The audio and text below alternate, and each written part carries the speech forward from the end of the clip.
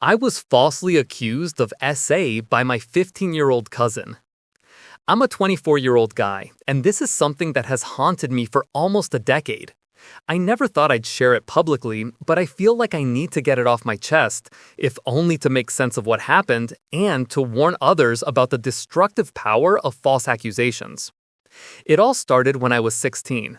My cousin, Emma, who was 15 at the time, had always been a sweet, energetic kid. We'd grown up together in the same neighborhood and spent a lot of time playing with our younger siblings, going to family barbecues, and occasionally having sleepovers when our parents visited each other.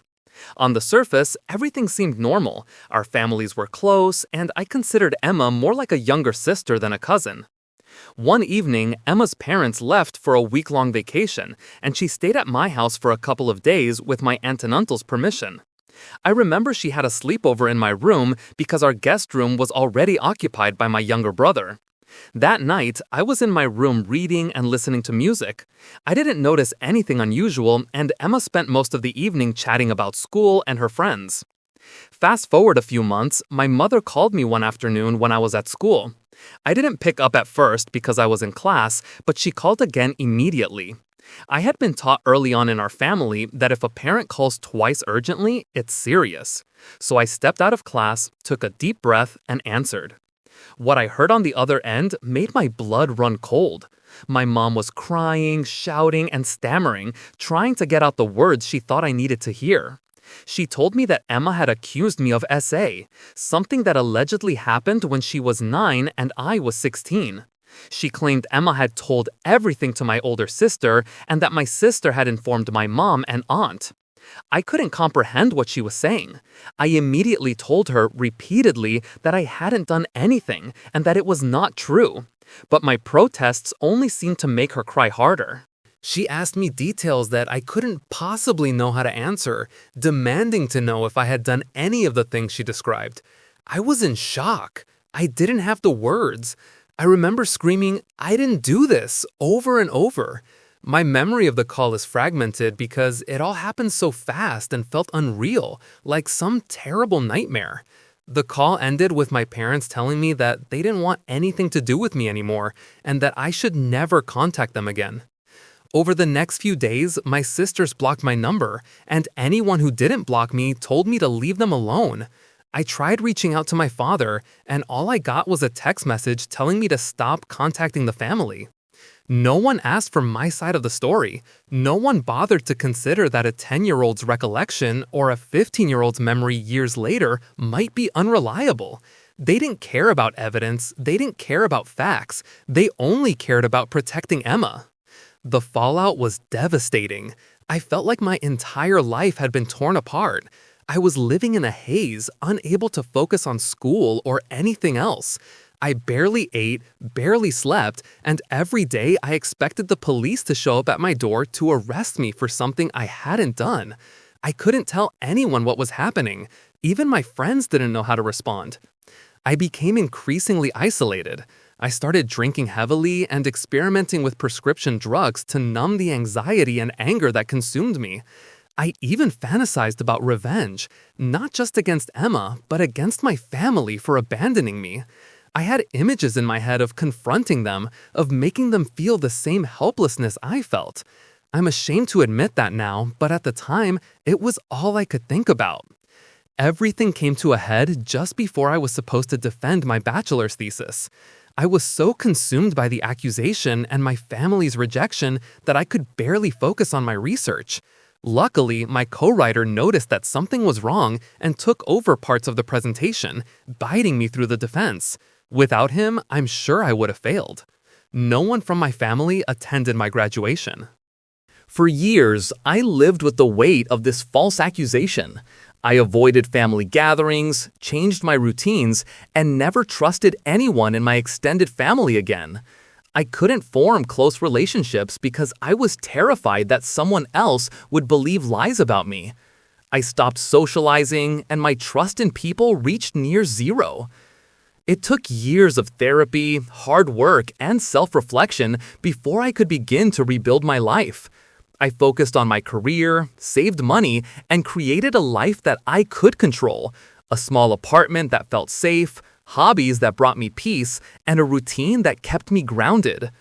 I avoided thinking about the past because it was too painful, but I never forgot what happened. Then, out of nowhere, my mother contacted me again. She sent a long message explaining that during a recent family gathering, Emma had admitted that nothing actually happened, that she had likely just dreamed it. My parents explained that they were appalled by the accusation and that they had wanted to protect Emma at the time. They expressed regret for how they had treated me, and they said they wanted me back in the family. When I read those messages, I didn't know how to feel. Part of me was relieved that the truth finally came out. Another part of me was furious. How could my family have abandoned me so completely for something that wasn't true? How could they have allowed a lie to ruin nearly a decade of my life? I felt a tidal wave of conflicting emotions. I wanted to call them, scream, and make them understand the pain they had caused me. I wanted them to feel the consequences of their actions. But I also realized that engaging with them now, in the heat of my anger, would only reopen old wounds and possibly make me feel worse. I reached out to my therapist, who helped me process these feelings.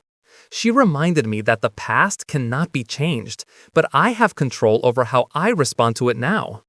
She suggested that if I wanted to reconnect with my family, I should do so slowly and on my own terms, and only when I felt safe doing so. She also reminded me that it is okay to set boundaries, even with family. I don't have to forgive them if I'm not ready, and I don't have to reintroduce myself to people who hurt me. I decided to start by writing down everything I had gone through: the accusations, the fear, the isolation, and the slow rebuilding of my life. This exercise helped me clarify my thoughts and separate my emotions from the events themselves.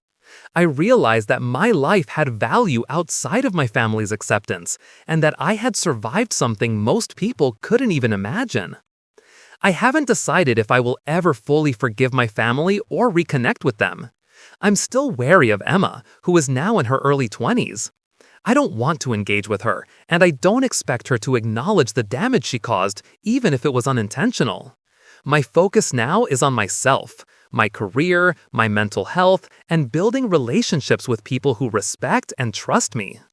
It's been nearly 10 years since the accusation, and life is still far from perfect. I struggle with trust and relationships, and I carry scars that will probably never fully heal. But I am learning to find peace in my own accomplishments and in the life I've created for myself. I have a stable job, I live in a safe home, and I have hobbies that bring me joy, like riding my motorcycle and tending to my small garden. These things are mine, and they are real. This experience taught me some harsh lessons: that family isn't always reliable, that people can make mistakes that have devastating consequences, and that the truth doesn't always come out when you need it to. It also taught me resilience, that even when the world seems to turn against you, you can survive, rebuild, and find meaning in your own life. I hope that by sharing my story, others who have been falsely accused can feel less alone. I want people to understand how devastating it can be, and why support, therapy, and careful consideration of the truth are so crucial. False accusations can destroy lives, and the people involved may carry that burden for years. But there is hope. Healing is possible, even if it takes time, patience, and a lot of self-compassion. Right now, I am focusing on the present. I'm still wary of opening up to people, but I'm learning to trust myself and my judgment. I'm learning that it's okay to set boundaries, to say no, and to prioritize my well-being over other people's expectations. And I'm learning that forgiveness, if it ever comes, is for me, not for them.